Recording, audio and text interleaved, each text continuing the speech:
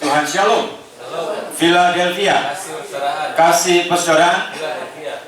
Tuhan Rogasion yang terkasih, sukacitaku dan mahkotaku dimanapun berada, baik yang melayani di gereja maupun yang ada di rumah, juga pemirsa yang saya tidak tahu ada di mana, ada yang di Batu, juga ya anak saya Yosef di Sulawesi. Puji Tuhan, itu sudah saya anggap anak saya, meskipun tidak lama dia di sini, tapi anak saya juga anak saya lagi Eli ada di Jakarta.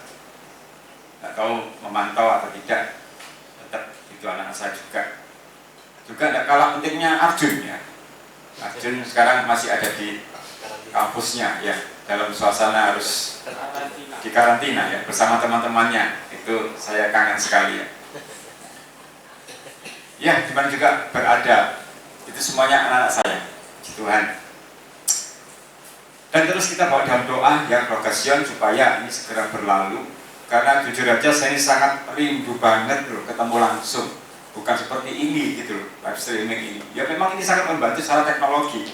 Dan Tuhan izinkan dengan kita beribadah bisa dipantau, juga bisa diikuti oleh anak-anak saya di luar pulau juga ya. Yosef juga bisa memantau. Kalau nggak ada live streaming juga nggak bisa.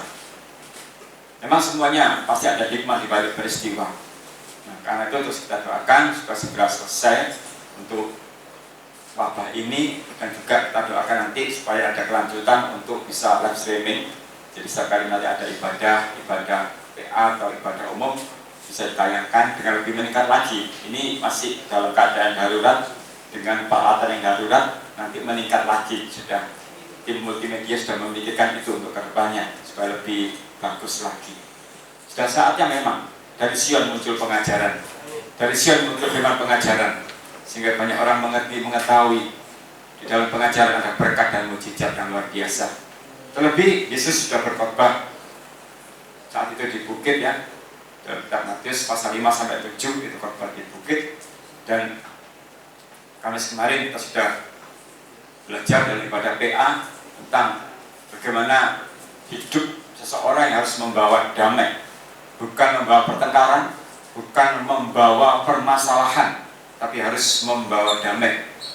Dan dilanjutkan, puji Tuhan, pada siang hari ini kita juga mau belajar bagaimana menjadi orang yang suci hati, murni, pure, murni dalam bahasa Inggrisnya pure ya, murni, yang tidak terkontaminasi, yang tidak terkotori oleh hal-hal yang tidak baik.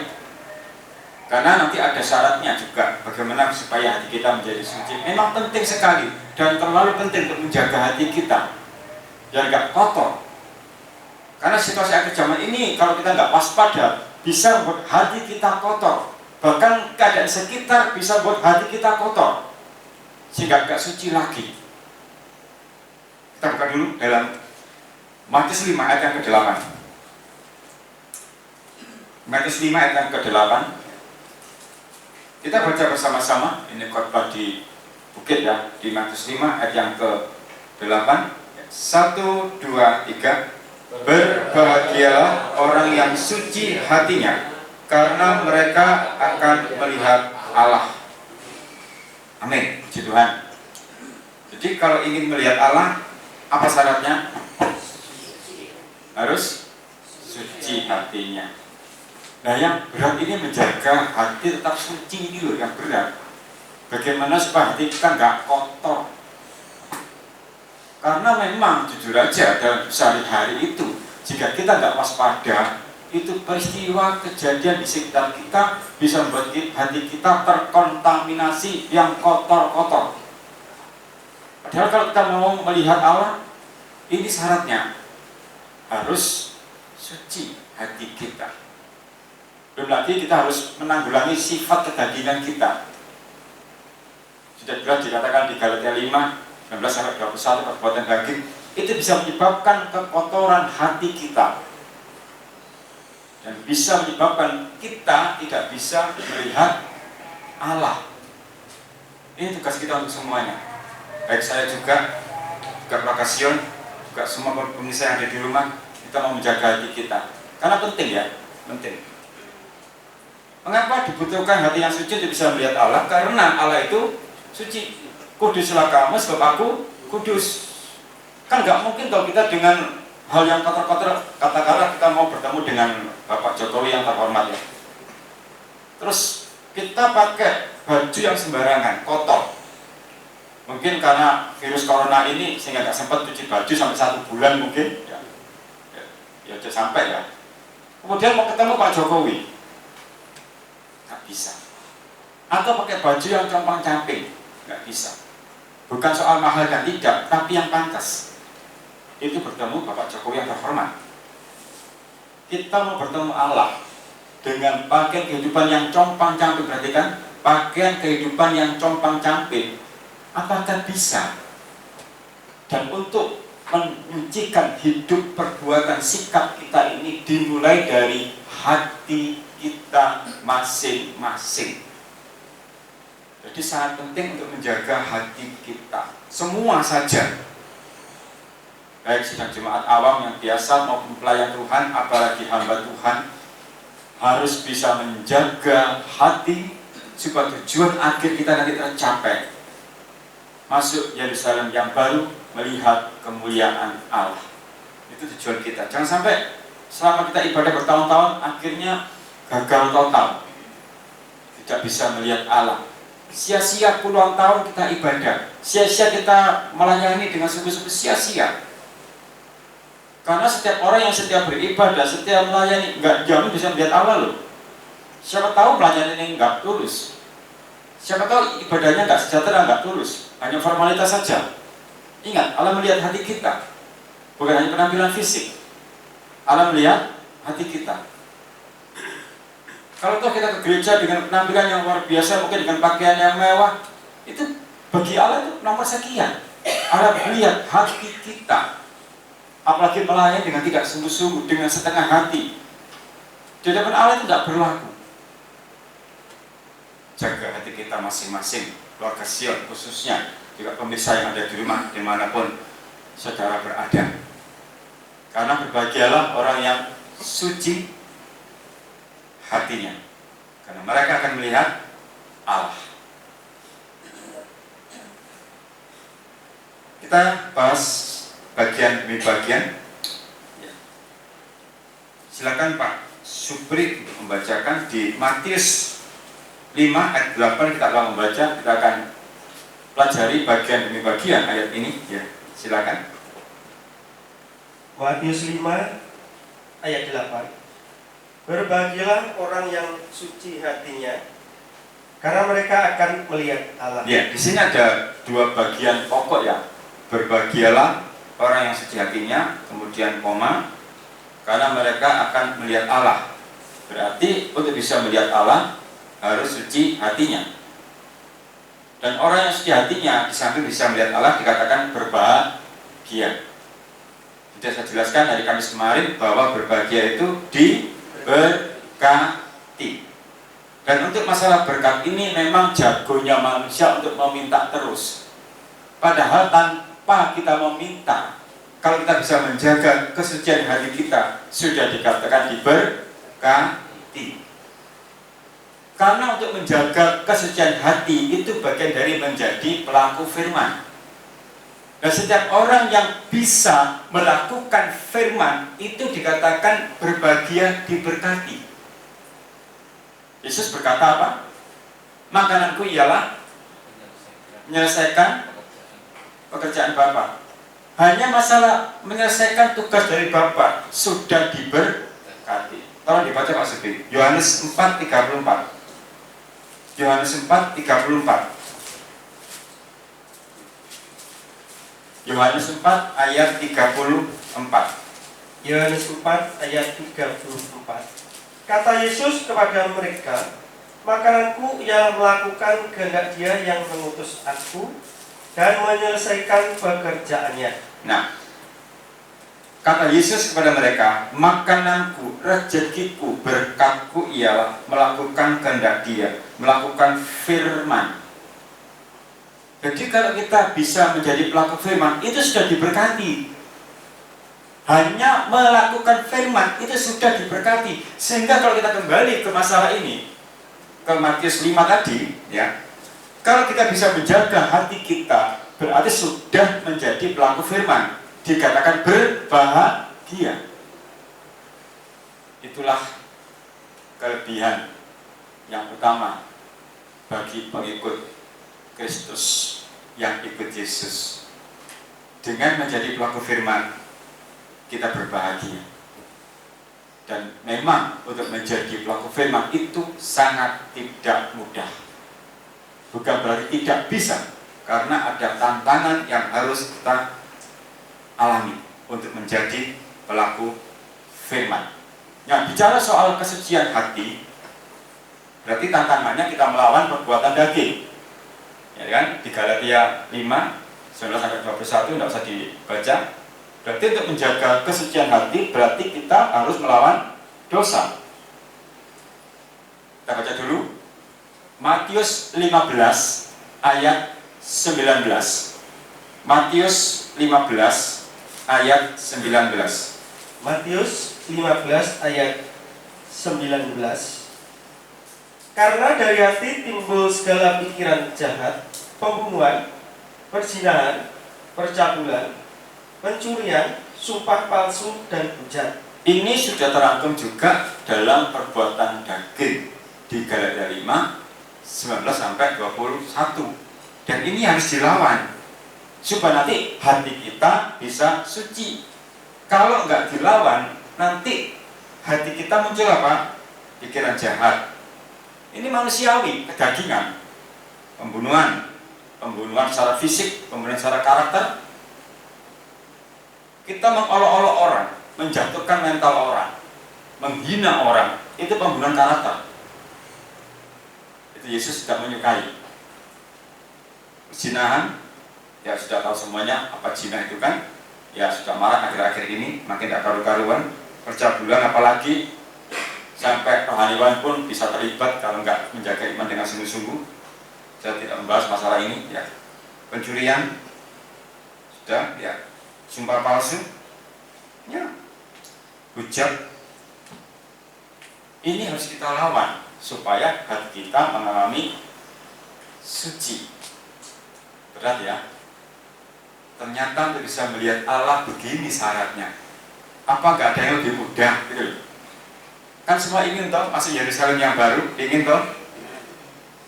Gak kepingin, gak bisa. Gak pingin masuk surga? Gak pingin lah. Nah, tujuan kita ibadah, jadi pelaku firman, kan tujuannya ke sana nanti, endingnya, goalnya kan ke sana, gitu loh. Dan selama menanti masuk ke sana, itu masih ada waktu. Dan kita harus menjaga diri kita, supaya dalam prosesnya kita melakukan firman Allah itu nggak terjatuh. Makanya berjaga-jagalah dan berdoalah agar kamu nggak jatuh ke dalam pencobaan. Itu tugas kita menjaga. Karena seiring berjalannya waktu, lamanya kita nanti masuk Yerusalem yang baru, godaan datang silih berganti, entah berbagai macam masalah pada para murid mau ke seberang, menuju akhir perjalanan ke seberang Danau Galilea. Di tengah perjalanan ada ujian hidup, padahal ada Yesus. Jadi situasi murid saat itu yang menyeberang di Danau Galilea menuju ke seberang, itulah perjalanan kehidupan kita.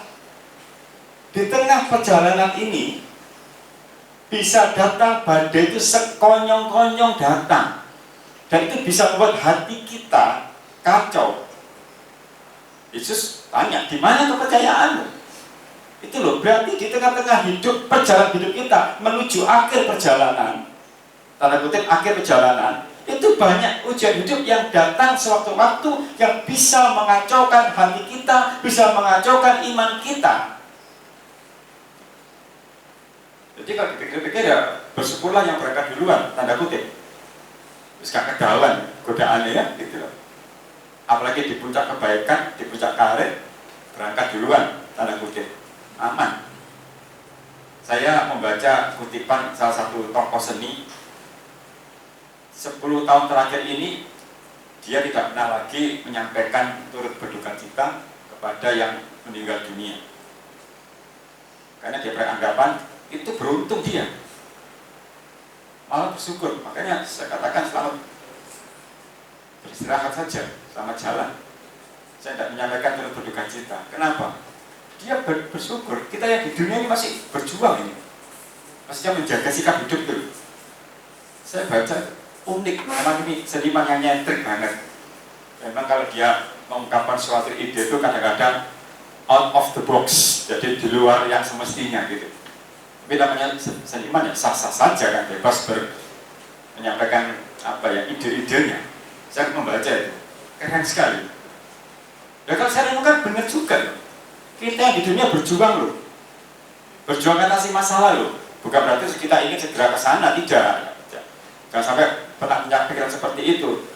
Saya berikan gambaran bahwa selama kita di dunia ini, perjalanan kehidupan kita itu berjuang melawan dosa ini yang bisa mengacaukan hati kita, sehingga hati kita menjadi tidak suci lagi, dan nanti tujuan kita melihat Allah tidak kesampaian.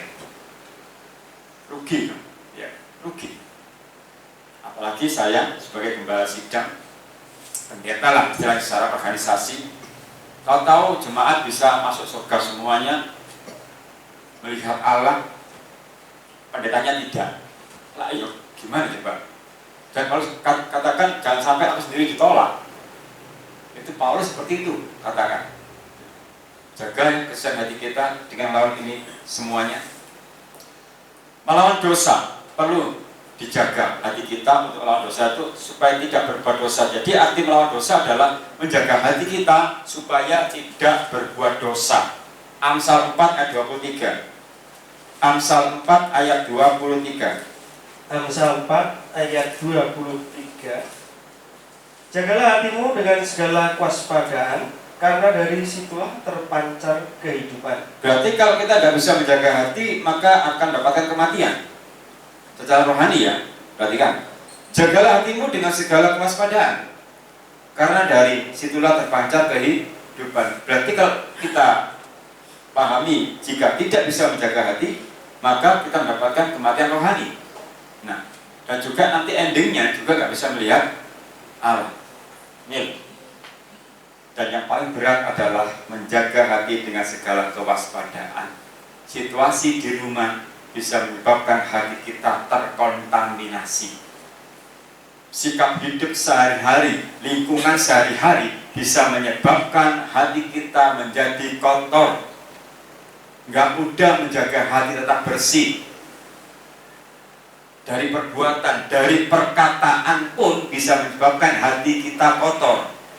Sebab itu dengan tegas Yesus berfirman, jagalah hatimu dengan segala kewaspadaan, karena jika tidak dijaga, maka dari hati bisa timbul juga perkataan yang tidak baik, perbuatan yang tidak baik. Jadi itu semuanya harus waspada ya, setiap pribadi harus menjaga hati masing-masing supaya nanti tujuan kita melihat Allah tercapai. Dan ini masalah pribadi, setiap pribadi harus menjaga. Tidak ada ceritanya didukung, sudah, ini masalah pribadi. Jaga hati kita, setiap hari jaga, mulai pagi hari sampai malam jaga hati kita masing-masing. Ya, harus itu. Kalau enggak, aduh berat loh ya.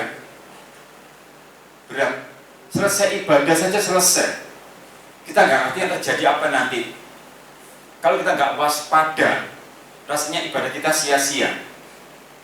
Selesai ibadah langsung terjadi kontaminasi, hati kita menjadi kotor gara-gara melihat sikap mungkin ada di rumah atau teman-teman, dan kita mutak dan kita langsung ngamuk-ngamuk. Nggak bisa menjaga hati. Jaga hati kita masing-masing ya. Kita lawan dosa itu supaya nanti ini loh kita berbahagia. Kalau saya merenungkan ayat ini, Tuhan terima kasih. Mengapa?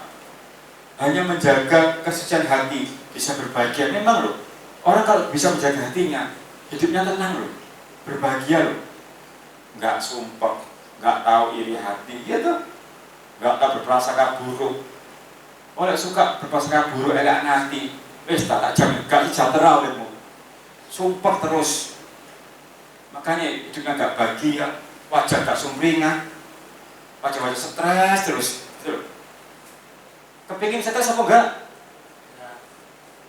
Gak ada reaksi. Di gereja pun gak ada reaksi, coba. Luar biasa. Apalagi di rumah, saya tidak tahu, tapi saya tahu sebagai reaksi, sebagian tidak. Di gereja tidak reaksi, puji Tuhan. Iya, reaksi. Saking reaksinya nggak ada respon. Karena saya menenangkan diri dengan firman. Wah, seperti Maria yang duduk diam di bawah kaki Yesus mendengar perkataan Yesus sedangkan Marta lontang-lonteng. Dan saya mau menjadi Maria karena itu saya duduk dengan tenang, nggak ngomong belas ditakoni pun ya aku menang aku duduk tenang bagus, ojo kebablasan. Masa nggak boleh tidur? Lah wong Yesus aja tidur kok. Mulai saya teringat firman Allah kemarin Yesus tertidur dan saya mau praktek sekarang kan saya jadi pelaku firman ikut tidur bukan firman, ya bukan. Itu Yesus karena capek tidur. Tapi tidak apa-apa lah digabung-gabungkan ya. Puji Tuhan. Ya. Kita lawan dosa ya, supaya hati kita terjaga kesuciannya. Kita kan ingin lihat Allah toh gitu loh. Kalau enggak akan bisa. Kudus surat kamu sebagai kudus. Enggak bisa.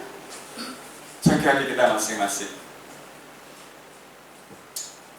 Orang yang terus hidup dalam dosa itu berarti berjibaku di dalam keinginan daging. Itu tantangannya. Jadi orang yang nggak mau melawan dosa, nggak mau menjaga kesucian hati, berarti dia hidup dalam keinginan daging. Galatia 5 ayat 17. Galatia 5 ayat 17.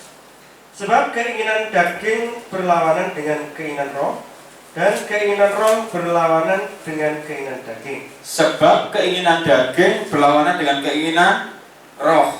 Perhatikan ya. Dan keinginan roh berlawanan dengan keinginan daging.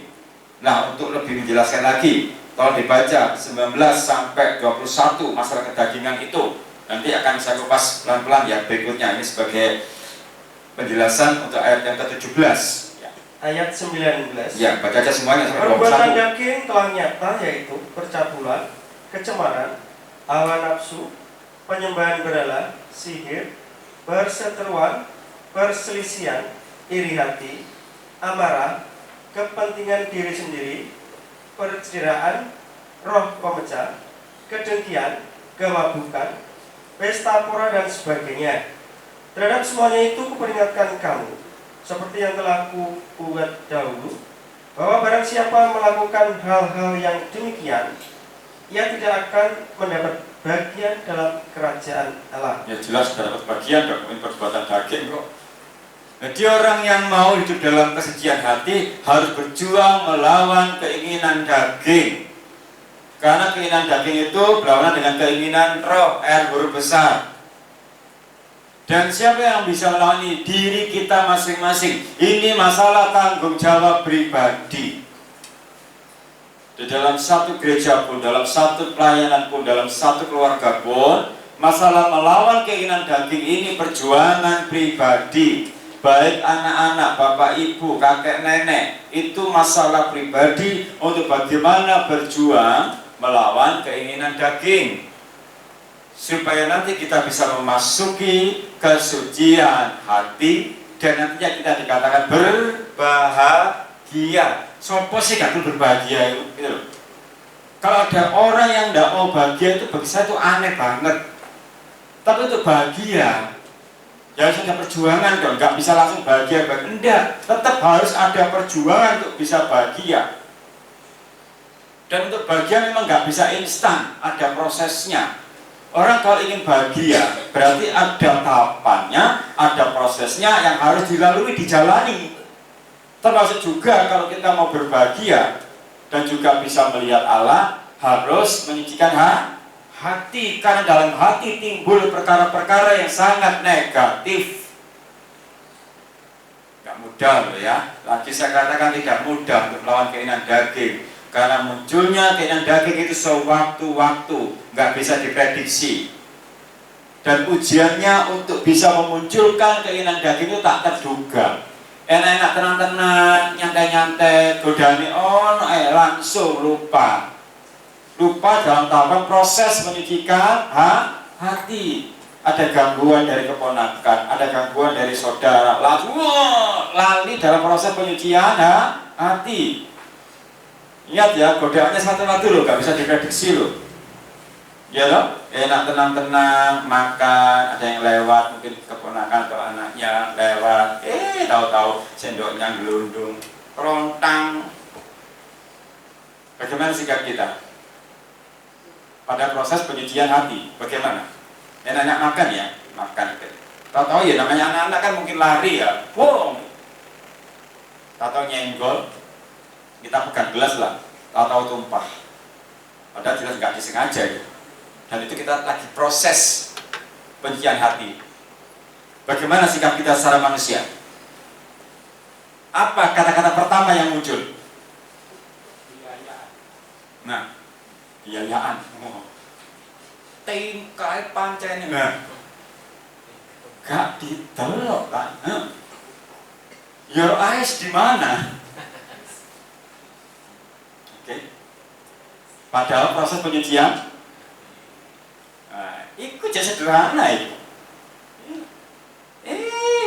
Enak-enak ketik-ketik dari belakang. Apa? Belum disimpan data hilang. Pinter, anak gak boleh. Belum di-save. Pak. Langsung di-off kan. Cetok. Gelang semuanya. Data belum tak simpan. Kecepatan tangan seorang anak tak terduga. Maksud ya, mesti tak pukuli si anak itu. Kan enggak, kan dia tidak ngerti. Ya sudah. Ya ketik lagi dengan sukacita dan rotok mangkel titik. Itu sering terjadi. Gak apa-apa lah ya, makanya harus disadari proses penyucian hati gitu loh ya.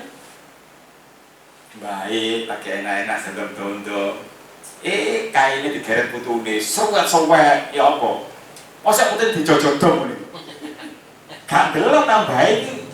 Nah, proses penyucian hati buat tiba ya kemudian ya apa masih belum seberapa, nanti ada kelanjutannya. Ini masih awal-awal, ya masih awal-awal.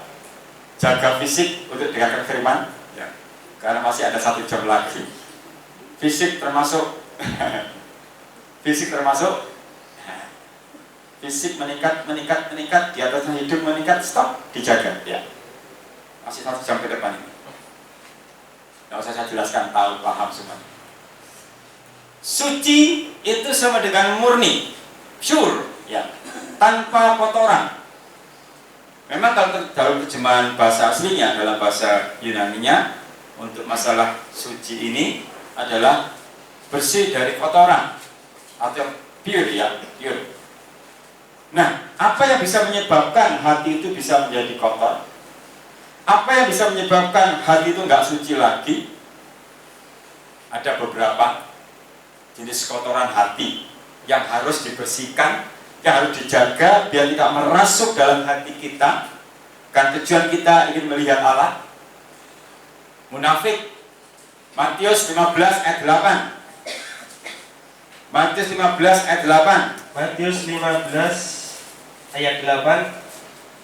Bangsa ini memuliakan aku dengan bibirnya, padahal hatinya jauh daripadaku. Nah, bagaimana Pak? Bibir kita memuji Tuhan, tapi hati enggak. Di gereja kita memuji Tuhan, menyembah Tuhan, hanya bibir aja, tapi hati enggak. Itu enggak bisa loh. Karena apa? Sembahlah Dia dalam roh dan kebenaran. Kalau kita hanya menyanyi tok, hanya formalitas buat dilihat jemaat yang lain, tapi hati kita enggak menyatu, enggak bisa. Enggak bisa. Apalagi dengan tayangan live streaming ini disaksikan oleh berbagai macam orang di penjuru Indonesia. Bahwa kita pura-pura menyanyi, tapi ternyata Tuhan melihat hatimu jauh. Ya secara fisik, secara kasat mata manusia ngertinya ya kita nyanyi memuji Tuhan, mau mainkan musik, oke. Tapi hati manusia siapa yang tahu? Hanya Allah yang tahu. Dan kalau sampai itu terjadi, memuliakan aku dengan bibirnya, padahal hatinya jauh daripadaku, hatinya tidak ikut menyembah, hati tidak ikut memuji Tuhan, itu munafik. Dan lebih parah lagi, pasal 23 ayat 27. Pasal 23 ayat 27. Matius 23 ayat 27. Ya. Celakalah kamu, hai ahli-ahli Taurat dan orang-orang Farisi, hai kamu orang-orang munafik, sebab kamu sama seperti kuburan yang dilabur putih, yang sebelah luarnya memang bersih tampaknya, tetapi yang sebelah dalamnya penuh tulang belulang dan berbagai jenis kotoran. Celakalah kamu. Ini sangat menohol ya. Tanpa teks dengaling-aling, celakalah kamu, hai ahli Taurat dan orang-orang Farisi. Tidak kurang, ditambah lagi, hai kamu orang-orang munafik gitu. Jadi orang munafik itu gampangannya begini ya. Kelihatannya sih baik, pakai jas, mas pokoknya oke lah tampilannya, secara fisik oke ya, pakai jas, dasi, waduh. Tapi ternyata si sebelah dalamnya penuh tulang belulang dan berbagai jenis kotoran, tapi hatinya kotor. Fisik bisa menipu, dan orang bisa terbuai dengan penampilan fisik, tapi hatinya kotor banget. Hatinya penuh dengan caci maki, hatinya penuh dengan kejahatan. Padahal tampilannya, waduh, rohaniwan banget. Setiap kali ibadah khotbah pakai jas, pakai dasi. Tapi ternyata hidup sehari-hari penuh dengan sumpah serapah, caci maki. Ya, hati-hati dengan tampilan fisik ya. Jangan mudah tertipu oleh penampilan. Semua saja hati-hati. Yudsion, pemuda-mudi, lagi saya singgung saja. Hati-hati dengan penampilan fisik orang lain. Kalau saudara berburu seseorang, bukan berburu, gak enak ya. Lagi mendekati seseorang ya. Kalau berburu kesannya kayak mencari apa gitu ya. Kalau saudara lagi mengejar seseorang, ya, jangan terbuai penampilan fisik, karena bisa juga pemuda itu penampilannya difullkan demi sesuatu tujuan. Setiap minggu pakai motor gonta-ganti, entah pinjam sewa nggak ngerti, banyak rental, itu kan. Tapi begitu didekati ternyata hatinya kotor, penuh dengan siasat yang buruk, penuh dengan rencana-rencana yang nggak baik. Hati-hati. Tampilannya oke, tapi hatinya lihat ini kotor. Dan Yesus mengecam itu, celakalah kamu. Jadi kalau ada orang yang munafik, Yesus katakan apa? Celakalah kamu. Gitu. Munafik sampai mas. Oh doa mbak sampai munafik, ya wis klop, enak. Cocok sing lanang munafik, sing wedok munafik. Anaknya jadi munawar. Munawaro bagus. Sip, wis masuk gitu. Hati-hati ya. Dan berikutnya ini yang bisa menyebabkan hati itu kotor. Perkara yang dibenci Tuhan ada 7. Ini bisa menyebabkan kotornya hati. Akan saya jelaskan bagian demi bagian. Ayo kita belajar dulu ya. Berikutnya yang membuat hati kotor, hati nggak suci sehingga nggak bisa melihat Allah adalah 6 perkara, bahkan 7 hal yang dibenci Tuhan. Amsal 6 16 sampai 19. Amsal 6 ayat 16 sampai 19. 6 perkara ini yang dibenci Tuhan, bahkan 7 perkara yang menjadi kekejian bagiannya: mata sombong, lidah dusta, tangan yang menumpahkan darah orang yang tidak bersalah, hati yang membuat rencana-rencana yang jahat, kaki yang segera lari menuju kejahatan, seorang saksi dusta yang menyembur-nyemburkan kebohongan, dan yang menimbulkan pertengkaran saudara. Ya, ini yang menyebabkan hati kita tidak suci lagi, yang menjadi kotor. Ya, 7 ya. Wah, pakai teman ya. Mata sombong. Jadi orang sombong itu bisa mengotori hati. Sombongnya minta apa? Mata sombong itu suka ngenyek itu loh. Jadi mata sombong itu mata yang suka ngenyek kalau melihat orang itu merendahkan itu, ngeremeno gitu. Biasanya orang yang sombong ini dia nggak sanggup menjadi terkenal dan dia nggak sanggup menjadi kaya. Ada orang kayak gitu loh. Sudah hidup biasa standar, tahu dapat rezeki banyak, nggak sanggup nampung berkat yang gede. Itu sombong itu minta ampun, ngenyek konco-konco nih. Karena mata yang sombong itu nggak ngerti model kayak apa ya. Saya belum melihat secara psikologi ya, mata sombong mungkin udah nyentik-nyentik tak jentar-jentar kok lirik gak enak ngono. Jadi orang yang gak siap kaya, gak siap sukses itu biasanya sombongnya minta ampun. Tapi biasa sukses itu dia nyantai gitu. Ini karena berkat Tuhan. Mas, kok bisa punya banyak restoran? Berkat Tuhan. Mas, kok bisa punya segini banyak? Berkat Tuhan. Tenang dia. Tapi lihat orang lagi suka. Ini kamu kerja lambur gak turu ini. Oh iya, aku sampai ngombe multivitamin wakas, botol tak untal kabeh cik kuat kerja. Sampai gereja tak tinggal kerja terus aku gue. Wih, sangar Mas. Iya, aku sangar gue. Makanya aku soge. Ketok. Tapi kalau orang itu tahu rohaninya tinggi, imannya oke, diberkati kaya apa lho, tenang. Ini kemurahan Tuhan. Tenang dia. Nyantai loh. Memang kelihatan sekali kok. Orang yang nggak siap soge, nggak siap soge. Nggak siap soge, pamer kabeh dipamerno. Tuku apa dipamerno, wis gak siap soge. Tuku sandal anyar dipamerno. Tuku klompen anyar dipamerno. Padahal saya punya apartemen ini biasa saja. Di lantai 2 itu, apartemen saya luar biasa, paling indah, ada rumput di depannya, plastik, biasa saja. Jangan sombong ya, karena Allah gak suka orang sombong loh ya. Tapi Allah suka orang yang rendah hati. Sekarang gak zamannya sombong, nanti bisa mengotori hati loh. Hati kita gak suci lagi karena gagal sombong gitu loh. Sekarang zamannya belajar rendah hati, bukan sombong. Sombong gak usah diajari, kawan menungso itu sombong kabeh. Makanya perlu rendah hati dan belajar kepada siapa? Yesus. Karena aku lemah lembut dan rendah hati. Belajarlah padaku, pada Yesus. Yesus kayak gitu gak pernah sombong. Bisa menyembuhkan banyak orang, pernah sombong? Gak pernah. Oke ini Marano itu langsung tayangan sak dunia. Yesus biasa. Rasukan setan ini biasa. Tuk, apa ini? Tuk, ayo, diwawancarai. Yesus gak ada infotainment, gak ada. Biasa saja. Dan maksudnya Yesus, banyak Yesus tenang. Gak pernah itu saya baca, maka Yesus menyembuhkan diri karena berkuasa. Gak ada. Malah dikatakan, kamu belajar padaku loh, aku rendah hati loh. Memang Yesus tahu kemampuan Yesus, kuasa Yesus, ya dari apa-apa di surga. Jangan sombong ya, jangan sombong.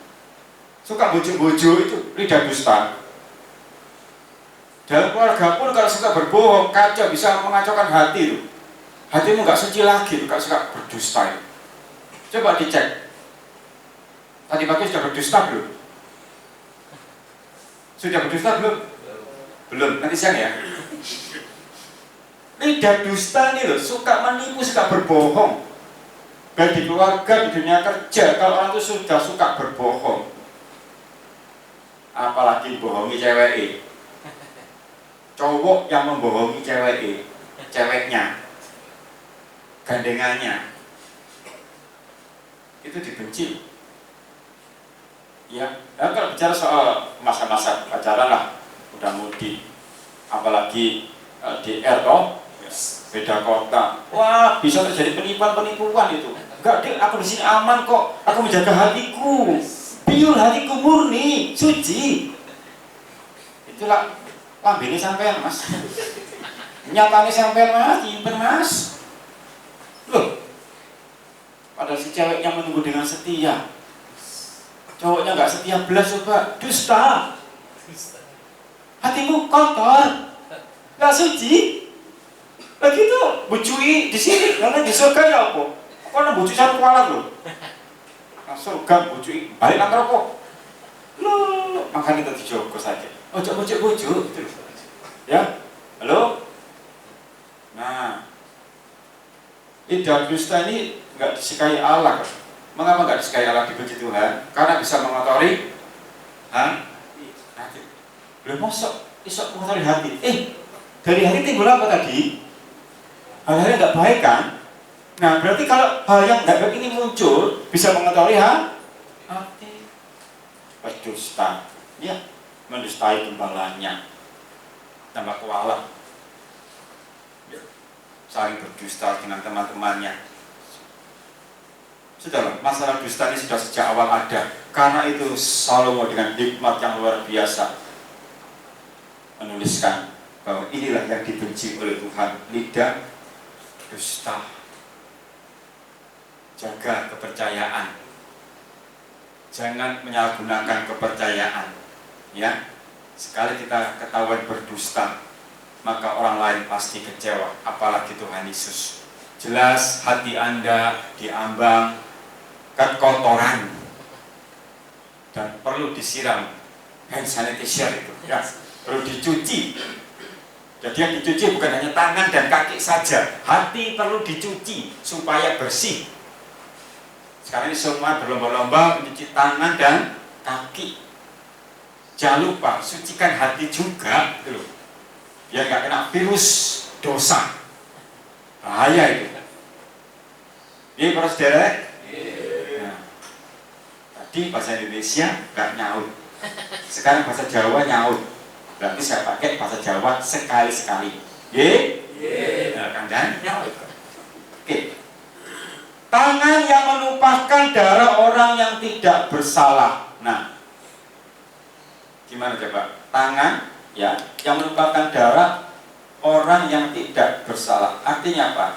Dia berbuat salah, tapi kesalahannya ditimpakan kepada orang lain.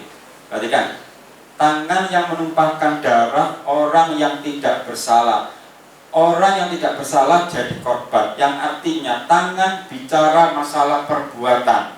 Perbuatan yang kita lakukan salah, tapi kita tidak ngaku salah, tapi dilimpahkan kepada orang lain, supaya kesan orang-orang kita baik pada tangan kita yang berbuat. Tangan bicara soal perbuatan. Dan itu bisa terjadi kalau orang itu lagi menjalin atau lagi menumbuhkan image orang bahwa aku ingin dikatakan baik, aku ingin orang melihat aku baik. Sehingga waktu dia berbuat salah langsung dilimpahkan kepada temannya, kepada saudaranya, biar dia jadi korban. Aku nggak masalah, yang penting aku aman. Langsung menuduh orang, oh dia yang berbuat, bukan sampean. Tidak, dia. Padahal orang lain tahu orang ini yang berbuat. Begitu ditanya, enggak, aku enggak berbuat. Dia menyebabkan kekotoran hati. Bahkan di keluarga pun, anak-anak pun juga. Kalau orang tua enggak waspada, nanti anak-anak yang salah dan dia punya saudara, kamu ya ngambil? Enggak mah, iku sing ngambil. Pada dia sing ngentekno.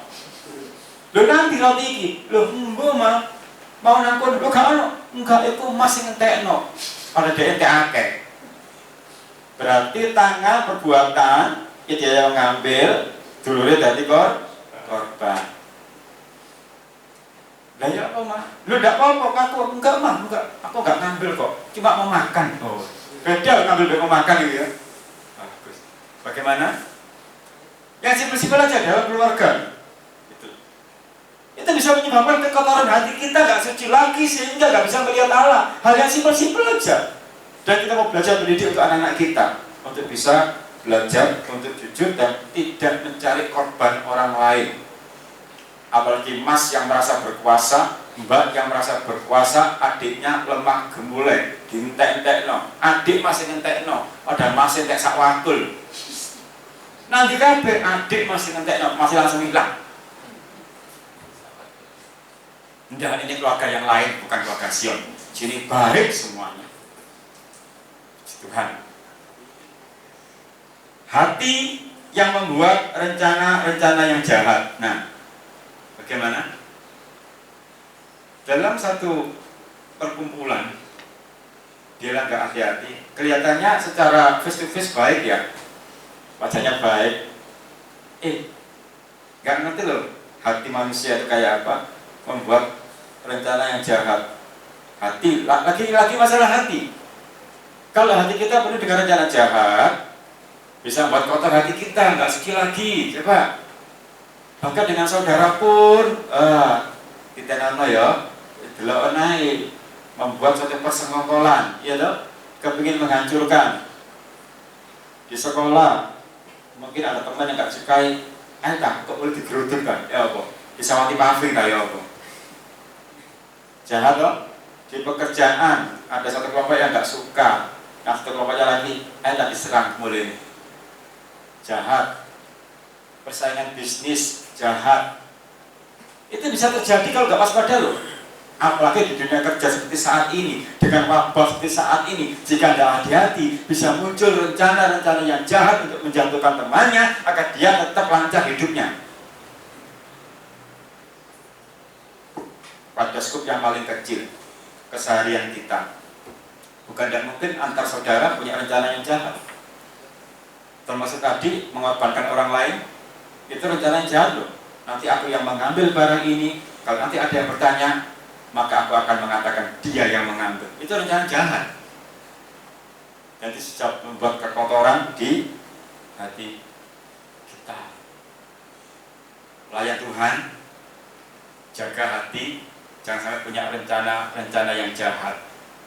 Ya, melihat temannya kok sering pelayanan, aku kok nggak pernah dipakai, kok aku nggak pernah diberi tugas, langsung bikin rencana jahat. Kok dia berangkat tak gembosi bani. Nah, hati-hati loh ya. Dan tingkat persaingan ini berbahaya.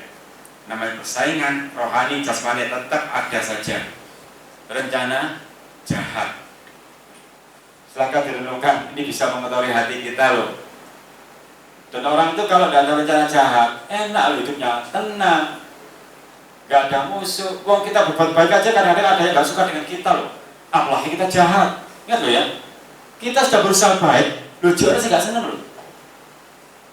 Nah ini loh jadi berbuat jahat. Terus berbuat jahat, wajahnya elek, bisa diploplas sudah.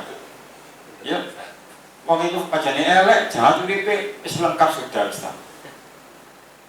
Pendetaannya lengkap sudah. Ya, Lokasi khususnya dan juga semua pemirsa yang ada di rumah, jauhkan hati yang ada rencana-rencana yang jahat. Oke. Kaki yang segera lari menuju kejahatan. Karena kaki bicara soal langkah, dan langkah itu perlu diterangi. Coba ke Mazmur 19 ayat 105. Mazmur 119 ayat 105. Mazmur 119 ayat 105. Kita ke sana dulu. Untuk masalah kaki ini perlu diterangi biar enggak menuju kepada kejahatan. Mazmur 119 ayat 105. Ya. Firman-Mu itu pelita bagi kakiku dan terang bagi jalanku. Firman-Mu itu pelita bagi kakiku. Nah, kalau kita lihat di Amsal tadi, kaki yang segera lari menuju kejahatan. Kaki bicara soal langkah hidup, perjalanan hidup. Kalau kaki tidak ada firman yang menerangi, bisa menuju kepada kejahatan. Jadi langkah hidup kita, kalau nggak diterangi firman, nanti langkahnya jahat terus. Nanti rencananya jahat terus, hidupnya jahat terus. Jadi kita perlu firman Tuhan. Jangan sampai meremehkan firman Tuhan. Setiap orang yang meremehkan firman Tuhan, maka hidupnya akan mengalami kekacauan karena kakinya cenderung menuju kepada kejahatan. Dan jangan coba-coba meremehkan firman. Kita akan mengalami kebinasaan rohani. Tingkah laku kita akan mengalami kebinasaan.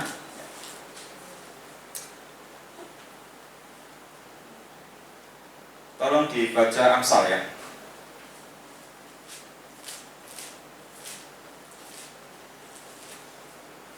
Amsal 13 ayat 13. Amsal 13 ayat 13. Amsal 13 ayat 13. Siapa meremehkan firman, ia akan menanggung akibatnya. Tetapi siapa taat pada perintah akan menerima balasan. Jangan coba-coba meremehkan firman, karena firman itu akan menerangi langkah hidup kita. Jikalau tanpa firman, maka langkah kaki kita bisa menuju kepada kejahatan. Yang meremehkan firman, ia akan menanggung akibatnya. Setiap kaki yang menuju kepada kejahatan, pasti akibatnya tidak baik. Jadi pentingnya kita menerima firman itu sebagai pelita supaya langkah kaki kita tidak menuju kepada kejahatan. Pasal 19, Amsal 19 ayat 16. Amsal 19 ayat 16. Amsal 19 ayat 16. Amsal 19 ayat 16. Siapa berpegang pada perintah memelihara nyawanya, tetapi siapa menghina firman akan mati. Siapa menghina firman akan mati langkah hidupnya. Hidupnya akan menuju kepada kejahatan terus dan mengalami kebinasaan. Jadi kalau ingin kaki kita tidak menuju kepada kejahatan, terimalah firman itu sebagai pelita. Pelita bicara soal terang. Jadi firman itu akan menerangi langkah hidup kita supaya kaki kita tidak menuju kepada kejahatan. Kita kembali ke Amsal tadi. Amsal 6 tadi, ya. Saya akan membaca Amsal 6 ayat yang ke-18 ya. Kaki yang segera lari menuju kejahatan. Jadi kita perlu firman, keluarga Sion. Firman pengajaran itu kita perlukan supaya langkah kita nggak sesat, nggak salah. Lalu orang yang dengar firman saja kalau nggak bisa mempertahankan juga bisa itu menuju kepada kejahatan. Apalagi yang menolak firman, apalagi mengatakan nggak butuh firman, menghina firman lagi. Terus bagaimana kehidupan kita nanti selanjutnya? Hati kita akan mengalami kekotoran, nggak bisa. Makanya jaga hati kita, ya. Oke, berikutnya di Amsal 6 ayat 19 ya. Seorang saksi dusta yang menyembuhkan kebohongan, ini penjelasan diri dan dusta tadi. Sekarang kekotoran hati diantaranya yang suka, yang hobinya menimbulkan pertengkaran saudara. Dalam keluarga tidak pernah memunculkan perdamaian, adanya pertengkaran, perselisihan, troublemaker, ya, pembuat masalah. Hari Kamis kemarin kita bicarakan soal apa? Membawa damai. Jika dibuka dengan ini, bagaimana? Orang yang tidak suka damai itu sukanya menimbulkan pertengkaran saudara. Kehadirannya selalu membawa masalah. Di dalam keluarga selalu membawa masalah, tidak pernah membawa damai. Ini loh, itu kotor hatinya itu. Rencananya jahat terus, ingin menghancurkan keluarga, kalau pacarannya keluarga itu hancur. Bicara soal saudara, pikirannya jahat, hatinya jahat, kotor hatinya, gak suci hatinya, karena sukanya menimbulkan pertengkaran saudara. Kasih persaudaraan jauh, gak ada. Ini penting untuk kita, keluarga Sion, ya. Jangan sampai hidup kita ini hanya membawa masalah demi masalah, tidak pernah membuat kerukunan, tapi pertengkaran demi pertengkaran, sehingga hadirnya kita di tengah-tengah itu kayaknya nggak membawa sukacita sama sekali, duka cita terus, dan akhirnya nanti kehadiran kita tidak dikehendaki. Kita datang, mereka nyingkir. Jangan ini membuat masalah, nyingkir nanti. Tapi kalau kita bisa membawa damai, tidak membawa pertengkaran, kehadiran kita justru dinanti-nantikan. Jadi kalau ada orang yang suka menimbulkan pertengkaran, berarti hatinya kotor.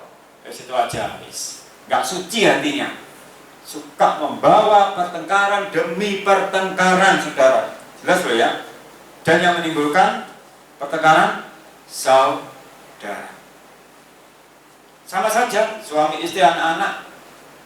Kalau suami suka menimbulkan pertengkaran dalam keluarga, hatinya kotor. Istri sama saja. Keponakan datang bawa masalah, ya sudah simpulkan aja. Wah, jangan-jangan hatinya kotor. Tapi jangan bilang, "Lek, hatimu kotor ya." Jangan. Ya. Itu gegeran nanti, jangan. Dibatin aja. Wah, ini kotor hati ini. Gitu. Tapi kalau ada datang bawa sukacita, kehadirannya disukai, asik orang ini ya. Nah itu mengindikasikan hatinya bisa dipertanggungjawabkan, hatinya suci. Betul. Menantu memasuki keluarga, dan menantu ini membawa sukacita, hatinya bisa jadikan contoh ini ya. Tapi keluarga yang baru, ada menantu baru masuk, tapi saya istri memang nggak suka, ini nggak tahu siapa yang salah ini ya, keluarganya ke menantunya kan gitu, nggak bisa membawa damai gitu. Camkan ini ya, perhatikan ini ya. Dan yang menimbulkan pertengkaran saudara. Jelas, sudah, tidak usah saya jelaskan secara teologi, tidak usah ya. Jelas menimbulkan pertengkaran saudara, artinya ya saya lupa, harusnya pakai bahasa Jawa biar langsung kontak. Artinya enak banget. Berarti saya gare dulu itu artinya wis, makanya bahasa Jawa enak.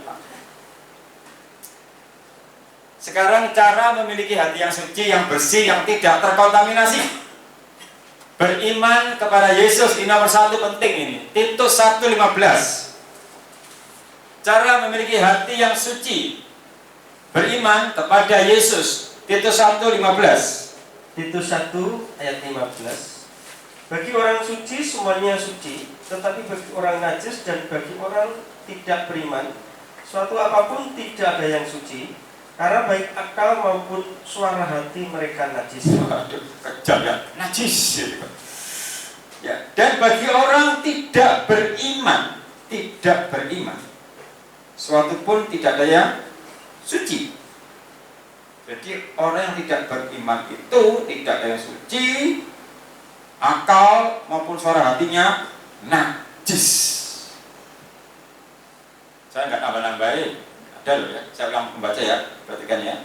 Bagi orang suci semuanya suci, tetapi bagi orang najis dan bagi orang tidak beriman, garis bawah, underline, garis bawah, tidak beriman, suatu pun tidak ada yang suci. Jadi kalau orang nggak beriman itu gak ono suci, karena baik akal budi pikiran maupun suara hati mereka jadi kalau ingin memiliki hati yang suci, beriman dulu kepada Yesus. Dan setelah beriman, kita percaya Yesus, kita percaya bahwa Yesus sanggup mengajar kita. Yesus adalah Allah, Allah adalah firman. Kalau kita beriman kepada Yesus, kalau kita percaya kepada Yesus, maka kita juga percaya Yesus sanggup mengajar kita. Mengajar apa? Supaya kita menjadi baik, supaya hati kita menjadi baik. Yesus adalah Allah, Allah adalah firman. Nah, segala tulisan yang diilhamkan oleh Roh Allah itu berguna untuk apa? 2 Timotius 3 ayat 16. 2 Timotius 3 ayat 16. Timotius 3 ayat 16.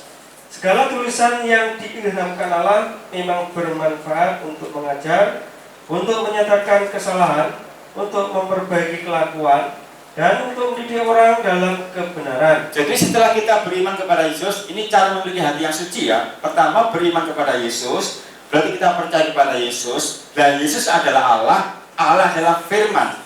Dan kalau kita percaya kepada Yesus, maka kita juga percaya Yesus sanggup mengajar kita supaya menjadi pribadi yang lebih baik.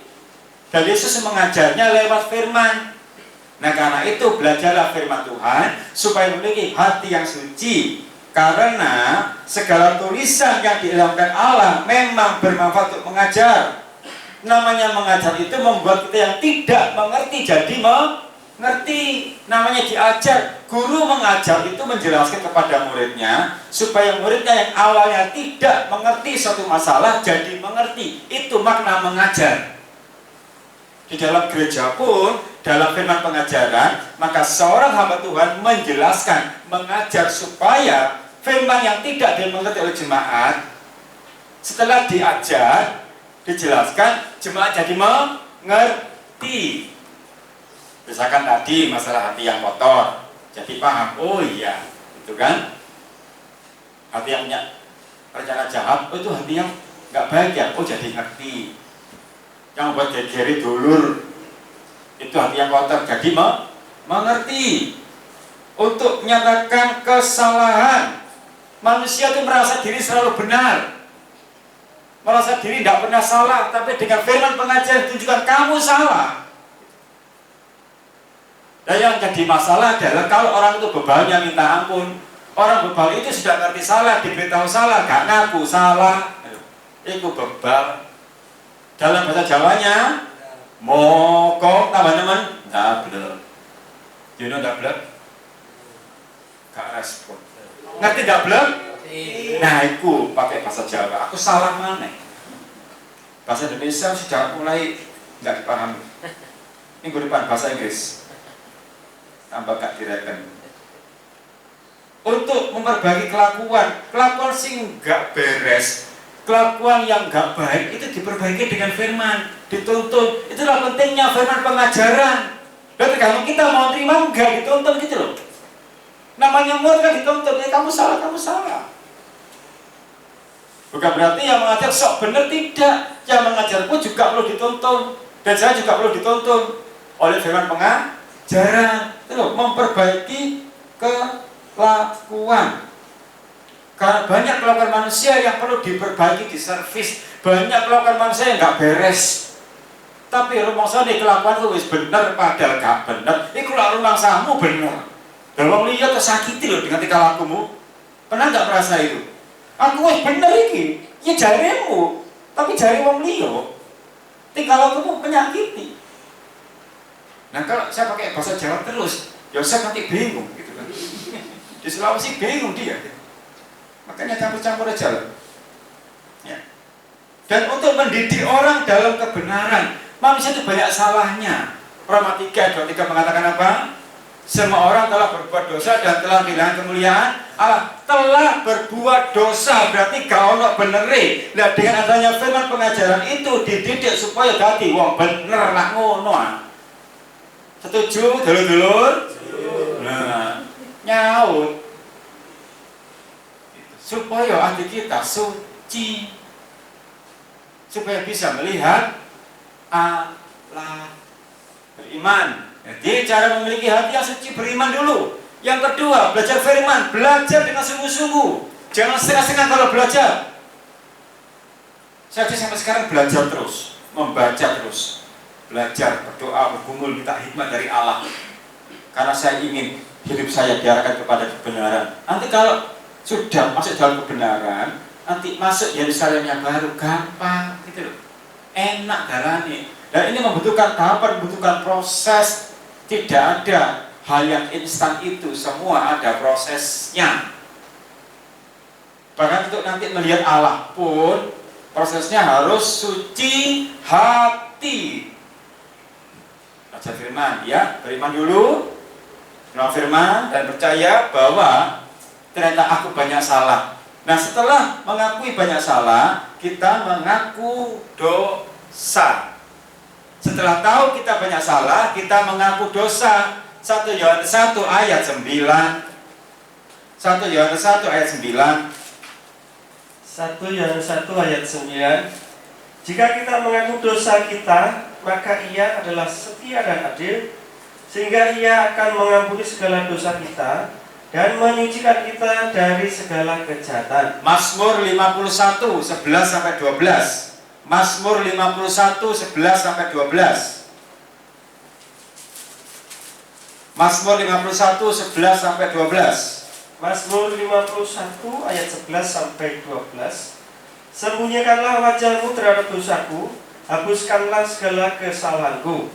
Jadikanlah hatiku tahir, ya Allah, dan perbaruilah batinku dengan roh yang teguh. Ada pengakuan dosa. Jadi kesimpulannya, untuk mendapatkan hati yang suci, hati yang bersih, beriman kepada Yesus, percaya kepada Yesus. Yesus adalah Allah dan Allah adalah firman. Itu Yohanes 1 ayat ke-1. Nah karena kita percaya kepada Yesus, Dia sanggup mengajar, maka kita terima pengajarannya. Karena segala tulisan yang diilhamkan Allah untuk memperbaiki kita, menunjukkan kesalahan kita. Nah setelah tahu kita banyak salah, orang yang mengetahui dirinya banyak salah itu orang yang rendah hati. Tapi orang yang tidak mau tahu kesalahannya apa itu orang yang sombong. Dan orang yang sombong dibenci Tuhan. Nah setelah kita tahu banyak salah, kita datang kepada Yesus, mengaku dosa, mengaku salah. Karena di mana ada pengakuan, ada pengampunan, supaya hati kita tahir. Sembunyikanlah wajahmu terhadap dosaku, hapuskanlah segala kesalahanku. Jadikanlah hatiku tahir, ya Allah, dan perbaruilah batinku dengan roh yang teguh. Itu urut-urutannya. Beriman, mau terima kesalahan, mengaku dosa, hatimu suci. Itu saja. Ini harus kita lakukan. Ini firman pengajaran seperti ini. Nah kita bersyukurlah sampai saat ini Yesus menyatakan kuasa firman-Nya di tengah COVID-19 ini, tetap firman Allah tetap dinyatakan. Bahkan firman yang datang kepada rumah-rumah Rogasion, bersyukurlah. Karena di tengah situasi ini, maka hanya firman pengajaran yang menguatkan kita. Kita enggak bimbang, kita enggak khawatir, karena berkat firman yang luar biasa. Jika tidak ada firman, bagaimana hidup kita? Pasti bingung, pasti kacau. Sekarang semua susah, semua stres. Rencana PSBB hanya 14 hari. Kemarin diputuskan oleh Bukoviva, nambah maneh. Mungkin enak PSBB itu. Nambah lagi 2 minggu, coba. Ini nanti disiarkan mulai kemarin ya, tadi malam sudah disiarkan semuanya, berbagai macam berita.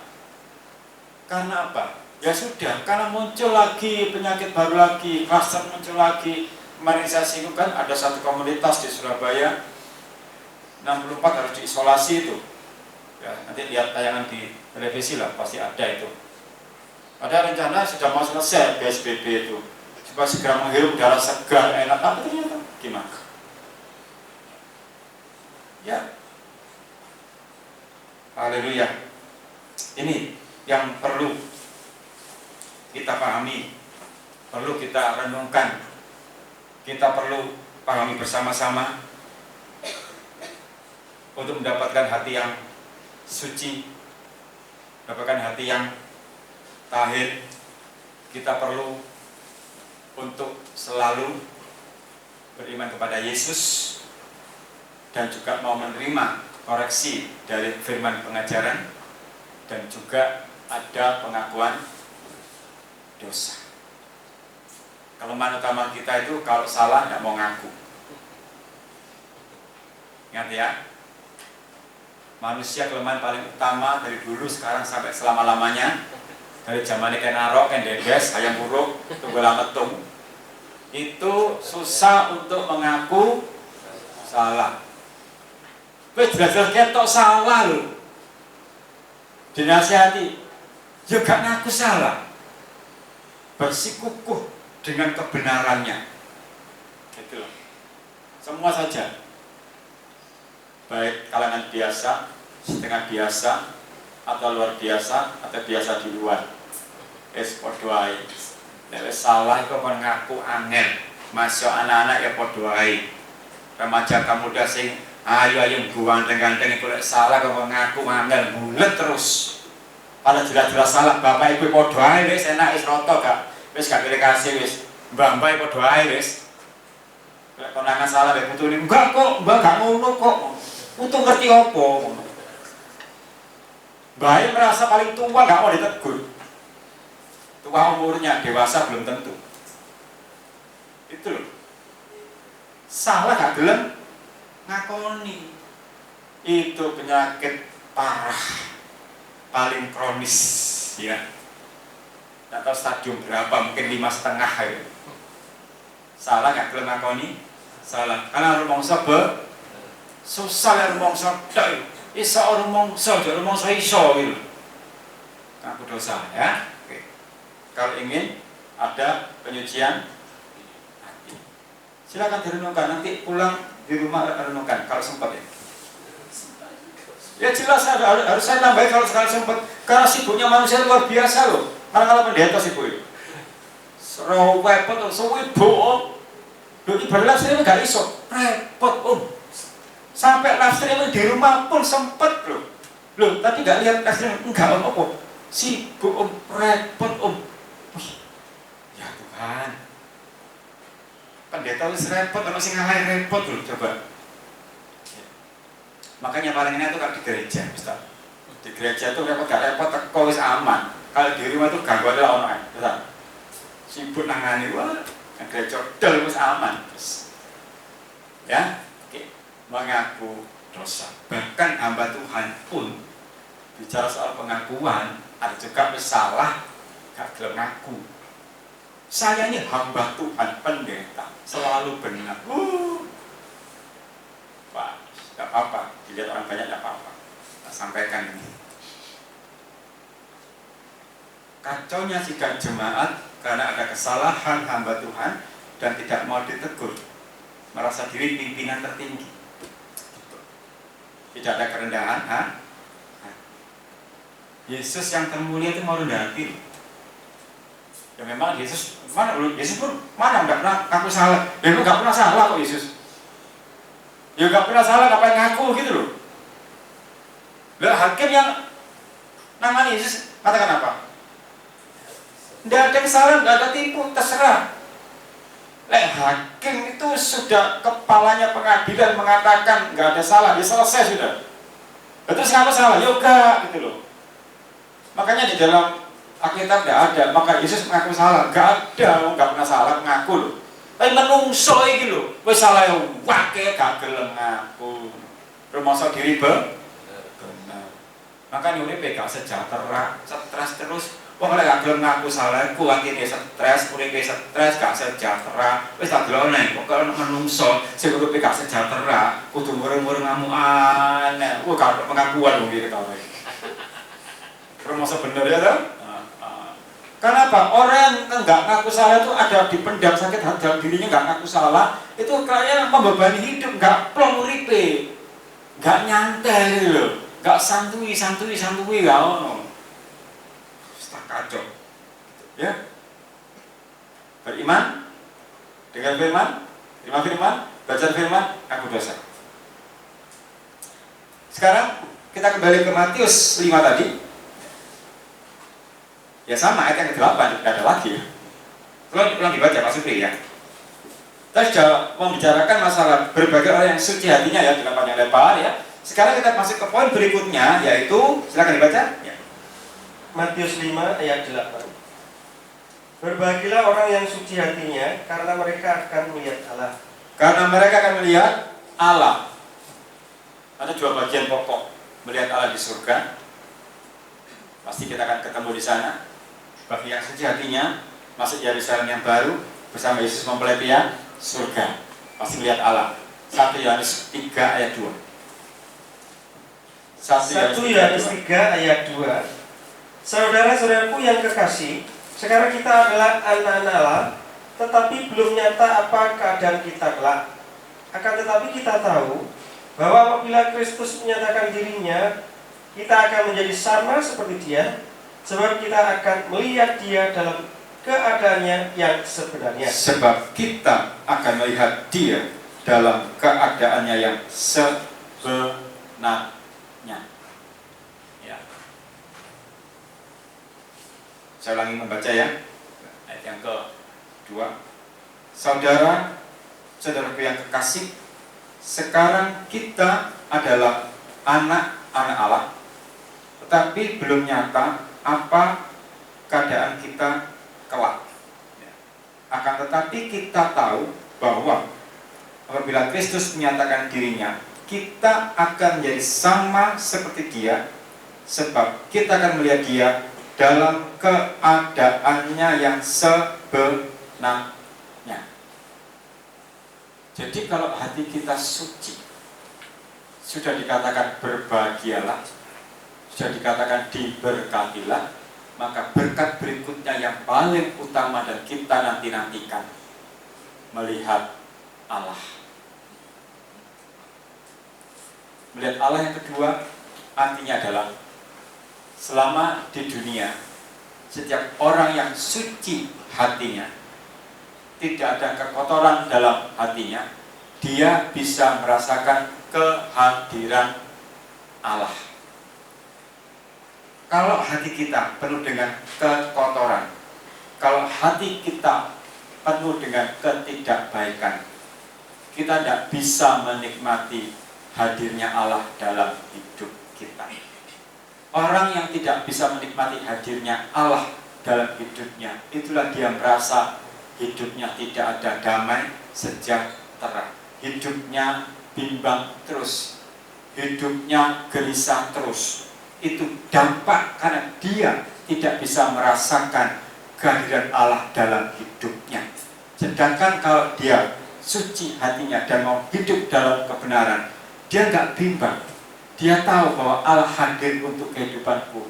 Dia nggak jauh dalam kehidupanku, sehingga bisa melihat Allah di dunia. Jadi ada dua arti melihat dunia, melihat Allah. Yang pertama adalah saat di surga, juga ada di dunia. Situasi sekarang ini, kalau kita mau membersihkan hati kita di tengah keadaan seperti saat ini, kita gak bimbang, karena kita bisa merasakan kehadiran Allah. Yesus tidak jauh, dia dalam satu perahu. Yesus nggak jauh, dia satu perahu, satu kehidupan dengan kita. Yesus menyertai kita. Tapi kalau hati kita nggak suci, hati kita penuh dengan kebimbangan, kita nggak percaya Allah ada, sehingga kita gelisah terus menerus, khawatir terus menerus, sumpah terus menerus, terakhir stres. Jadi orang yang stres itu diawali karena hatinya kotor, sehingga dia tidak merasakan kehadiran Allah dalam kehidupannya. Saya nggak yakin kalau hatinya bersih terus stres, saya nggak yakin. Jadi orang yang stres itu hatinya itu kotor kabeh, terus dibersihkan, laundry kan, mau dibersihin, diopo kan, ya, itu penting. Semua saja. Anak-anak, remaja, dewasa, bapak ibu, kakak nenek, semua saja. Jaga hati kita, dan nikmati kehadiran Allah dalam kehidupan kita. Kita nggak bimbang, nggak panik gitu loh. Karena kita tahu Allah beserta dengan aku. Dan Allah mengatakan, aku sekali lagi tidak akan meninggalkan kamu. Dan kita bisa mengatakan, Tuhanlah penolongku. Kalau sudah ada firman Allah, Tuhanlah penolongku, mengapa kita bingung gitu loh. Makanya biar nggak bingung, nggak gelisah, tata hati kita, murnikan hati kita, sucikan hati kita dulu, biar nggak panik gitu loh. Kalau ada anak-anak Tuhan yang masih panik, perlu banyak berdoa, perlu banyak belajar firman, perlu kenal Yesus dengan sungguh-sungguh. Jelas, kalau dia kenal Yesus, nggak mungkin. Marilah kita mengenal Tuhan dengan sungguh-sungguh tuh. Dia bagaikan fajar, dan akhirnya jangan sampai terjadi umatku binasa karena tidak mengenal Allah. Jadi Tuhan bukan membinasakan kita, tapi menghidupkan kita. Berbahagialah yang suci hatinya, karena dia akan melihat Allah. Kebahagiaan sejati kita dapatkan jika bisa menjaga kesucian hati. Bersyukur kebenaran Allah pada siang hari ini. Kita diingatkan terus perlu menjaga kesucian hati kita agar kita mendapatkan kebahagiaan yang sejati. Karena firman Allah begitu agung, menunjukkan segala kesalahan kita, menunjukkan segala kelemahan kita. Keagungan firman itu sangat luar biasa. Hanya firman yang bisa menunjukkan segala kekurangan dan kelemahan kita. Puji Tuhan, kita tutup Alkitab kita. Haleluya. Betapa Tuhan firman-Mu agung, memancarkan kehidupan manusia berdosa. Haleluya.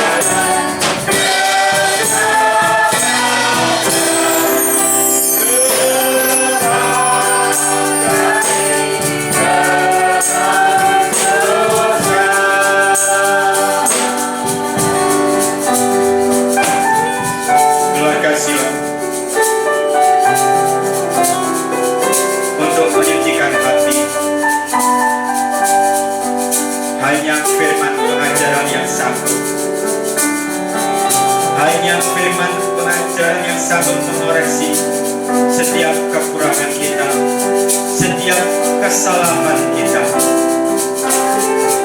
Buka hatimu untuk menerima koreksi dari firman pengajaran, supaya kita bisa merasakan kesucian hati, bisa kita mengakui kesalahan kita, mengakui kelemahan kita, dan kita mau mengaku dosa. Di mana ada pengakuan, di situ ada pengampunan. Jangan mengeraskan hatimu, jangan mengeraskan hatimu. Buka hatimu untuk menerima kekuatan firman pengajaran itu.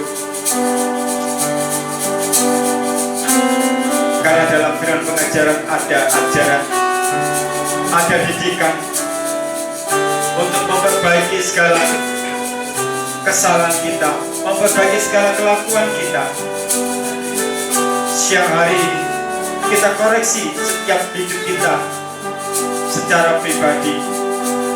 Kita koreksi kekurangan kita, kita koreksi segala kelemahan kita.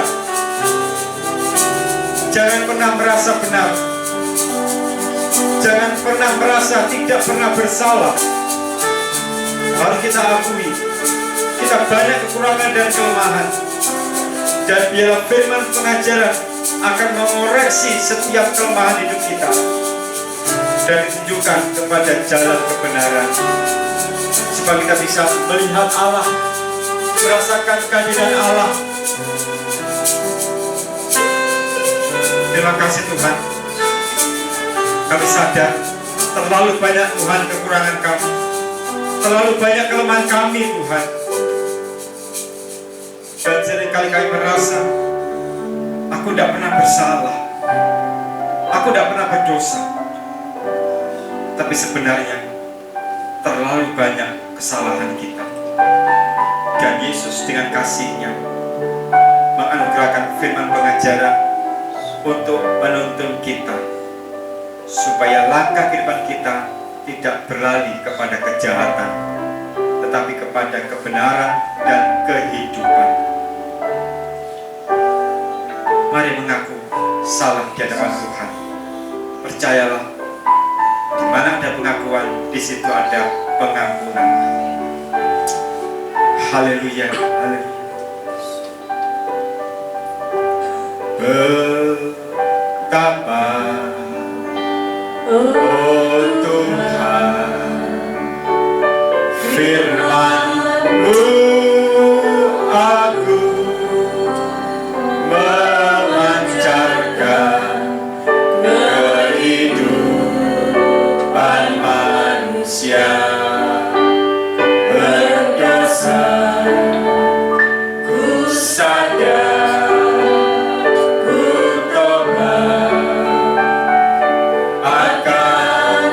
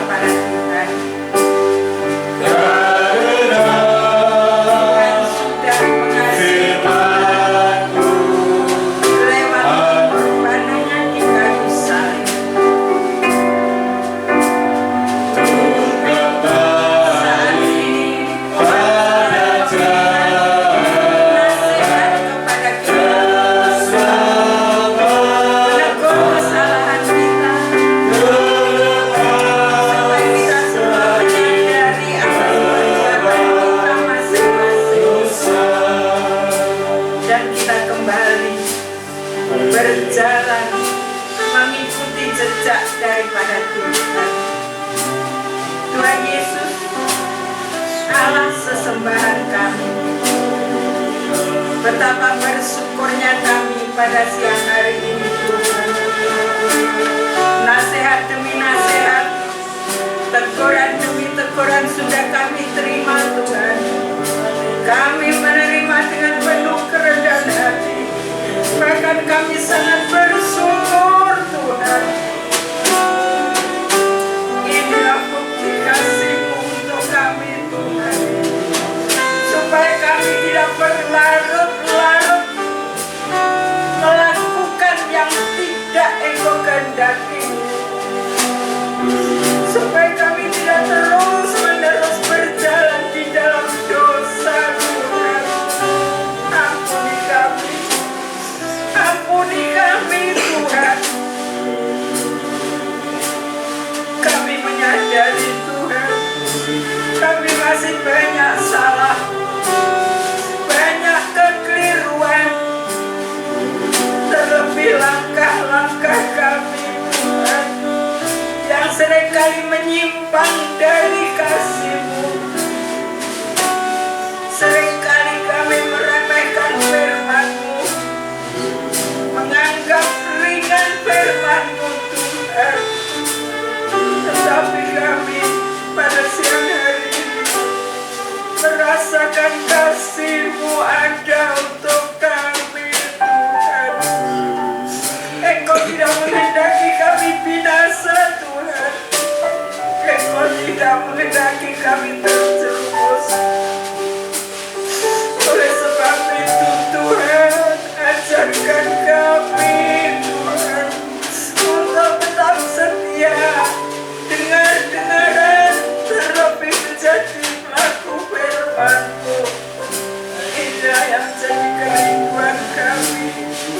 Berikan kami kerendahan hati, berikan kami kelemah lembutan Tuhan. Berikan kami Tuhan,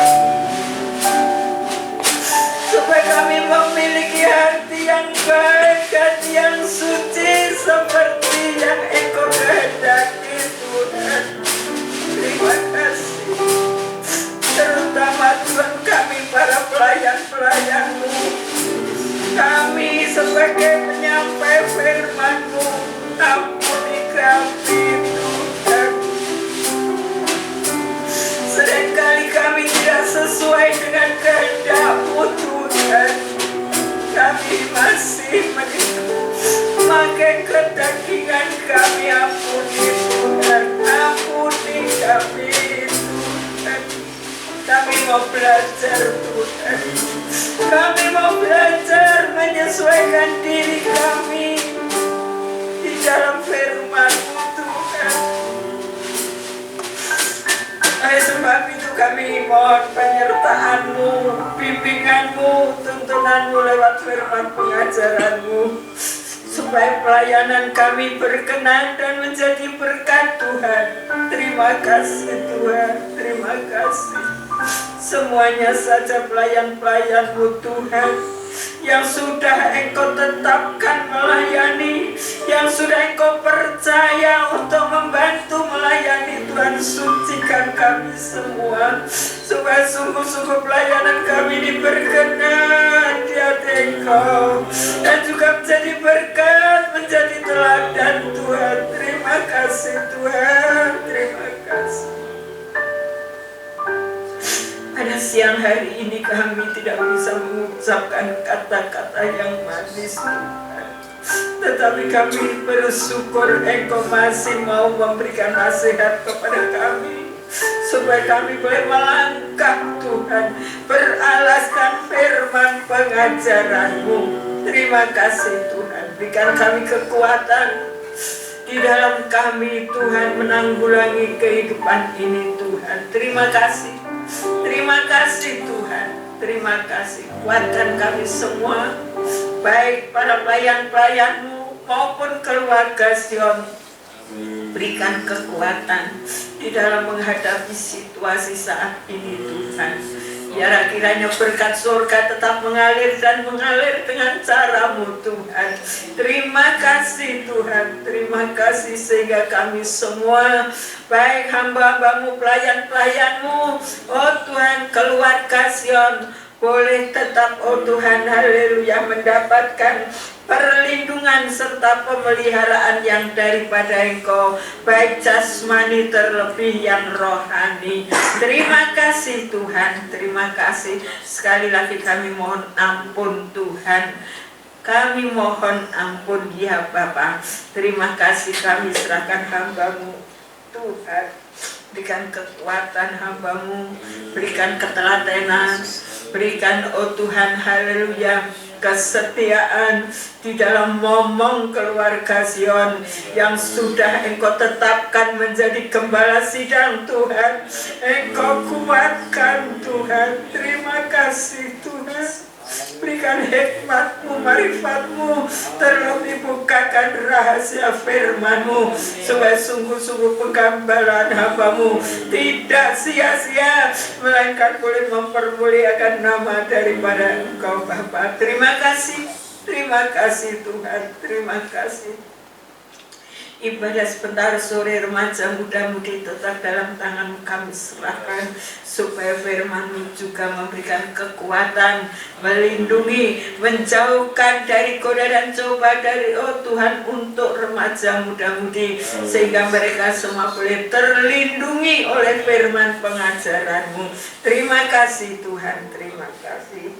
Sekali lagi pakai hamba-Mu Tuhan di dalam mengemban tugas daripada Engkau, meskipun berat, tapi kami percaya kalau Engkau menyertai, maka Engkau memberikan kekuatan selalu. Terima kasih Tuhan. Dan sebentar siang biarlah juga kami serahkan seluruh keluarga Sion, dimanapun keluarga Sion berada, dalam kuasa perlindungan-Mu.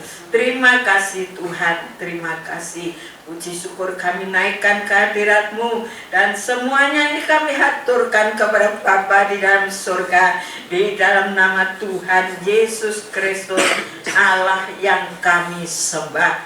Terima kasih Tuhan. Haleluya. Amin.